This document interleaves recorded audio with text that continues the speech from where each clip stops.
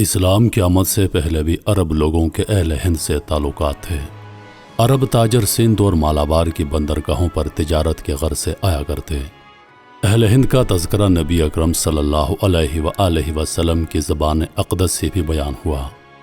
آپ علیہ الصلوۃ والسلام کی بارگاہ میں جب ایک قبیلے کے لوگ حاضر ہوئے تو نبی کریم صلی اللہ علیہ وآلہ وسلم نے ان کو دیکھ کر فرمایا کہ یہ کون لوگ ہیں جو ہند کے مرد معلوم ہوتے ہیں۔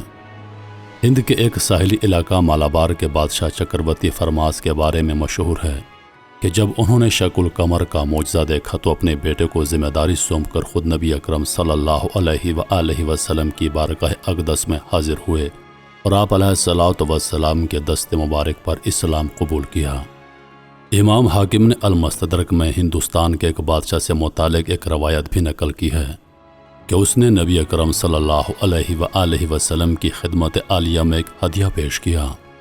حضرت ابو سعید الخدری رضی اللہ تعالی عنہ سے مروی ہے کہ آپ نے فرمایا کہ ہندوستان کے بادشاہ نے رسول اللہ کی طرف ایک برتن تحفہ میں بھیجا، اس میں ادرک تھی۔ نبی اکرم نے اس کو اپنے اصحاب رضی اللہ تعالی عنہ کو ٹکڑے ٹکڑے کر کے کھلایا اور خود بھی اس میں سے کچھ حصہ کھایا۔ نامور عالمی محقق ڈاکٹر محمد حمید اللہ اس واقعے کے حوالے سے لکھتے ہیں کہ اس نے ہادی کون و مکان حضرت محمد صلی اللہ علیہ وآلہ وسلم کے ہاتھوں پر اسلام قبول کیا اور پھر آپ کے حکم پر واپس ہندوستان روانہ ہو گیا۔ راستے میں یمن کی بندرگاہ ظفار میں اس کا انتقال ہو گیا۔ یہاں آج بھی اس ہندوستانی بادشاہ کے مزار پر لوگ فاتح کے لیے آتے ہیں۔ انڈین آفس لندن میں ایک پرانے مسودے نمبر عربی میں اس کی تفصیل درج ہے۔ زین الدین الموبری کی تصنیف تحفۃ المجاہدین فی بعد اخبار الپرتگالین میں بھی اس کا تذکرہ ہے۔ 18ویں صدی کے سلسلے چشتیہ کے بزرگ اور عظیم مورخ غلام حسین آزاد بلگرامی نے ہندوستان کے حوالے سے 2 کتابیں المرجان فی آثار ہندوستان، شماعۃ العنبر فی ماورد من الہند بن سید البشر صلی اللہ علیہ وآلہ وسلم تحریر فرمائی ہیں۔ انہوں نے صبحۃ المرجان فی آثار ہندوستان میں کئی صفحات پر مشتمل سرزمین پاک و ہند کا تذکرہ کیا ہے اور اس میں یہاں تک کہا ہے کہ حضرت آدم علیہ السلام سب سے پہلے ہندوستان میں اترے، ان پر وحی کا آغاز بھی یہیں سے ہوا۔ اس سے یہ بات ظاہر ہوتی ہے کہ یہی وہ ملک ہے جہاں خدا کی پہلی وحی نازل ہوئی۔ نور محمدی صلی اللہ علیہ وآلہ وسلم حضرت آدم علیہ السلام کی پیشانی میں امانت تھا۔ اس طرح محمد صلی اللہ علیہ وآلہ وسلم کا ابتدائی ظہور اسی سرزمین پر ہوا۔ اس لیے آپ نے فرمایا کہ مجھے ہندوستان کی طرف سے ربانی خوشبو آتی ہے۔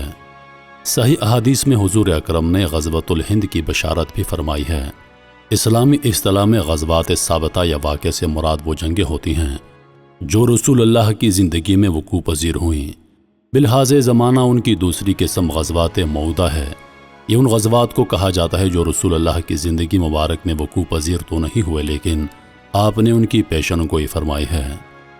عہد نبوی کے دوران صحابہ کرام رضوان اللہ علیہ و اجمعین سرکار دو عالم کی قیادت میں غزوات میں شرکت کا بے پناہ شوق اور جذبہ رکھتے تھے۔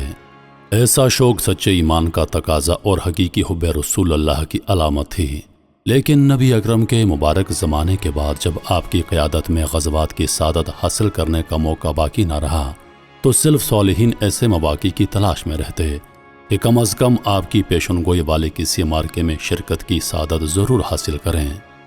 ہند کے بارے میں حضرت سیدنا علی المرتضیٰ رضی اللہ عنہ نے فرمایا، زمین میں سب سے پاکیزہ ہوا ہند کی ہے۔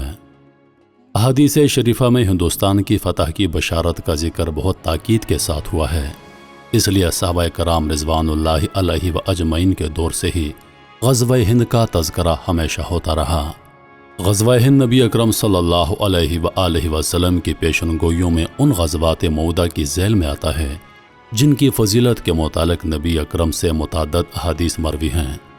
حضرت امام احمد بن حنبل رحمۃ اللہ علیہ نے غزوہ ہند کے بارے میں اپنی کتابوں میں سے 3 احادیث نقل کی ہیں، جن میں سے 2 حضرت ابو ہریرہ رضی اللہ عنہ، ایک حضرت ثوبان رضی اللہ عنہ سے مروی ہے۔